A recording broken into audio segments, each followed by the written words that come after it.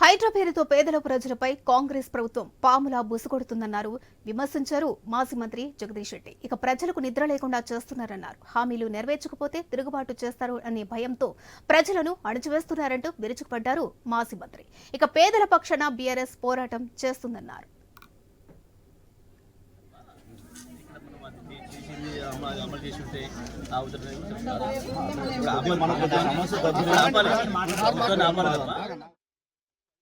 కాలంలో కాంగ్రెస్ ప్రభుత్వం వచ్చిన తర్వాత పరిపాలన పడికేసింది అనుకుంటే పడికేయడం కాదు, పాము పడగలాగా ప్రజల మీద బుసగొడతా ఉంది. ప్రభుత్వమే విధ్వంసం సృష్టిస్తుంది, రాష్ట్ర అభివృద్ధిని నాశనం చేస్తా ఉంది.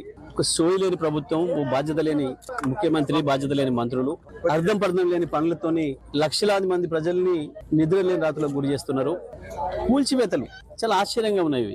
నిజమే చెరువుల్ని రక్షించుకోవాలి, కుంటలు రక్షించుకోవాలి, నీళ్లను సంరక్షించాలి, అందులో సందేహం లేదు.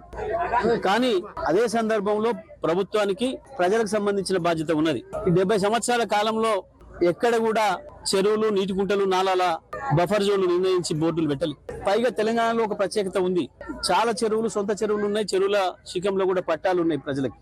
ఆనాడు రైతుల నుంచి సేకరించకుండా కొంత ప్రభుత్వ భూమి ఉన్న చోట చెరువులు కట్టినరు, కొంత రైతుల భూములు కూడా వానకాలం మునిగేది, ఎండాకాలం తేలేది, ఏకఫసల్ పట్టాలు ఉన్నాయి. దాదాపుగా ఇక్కడ ఇల్లు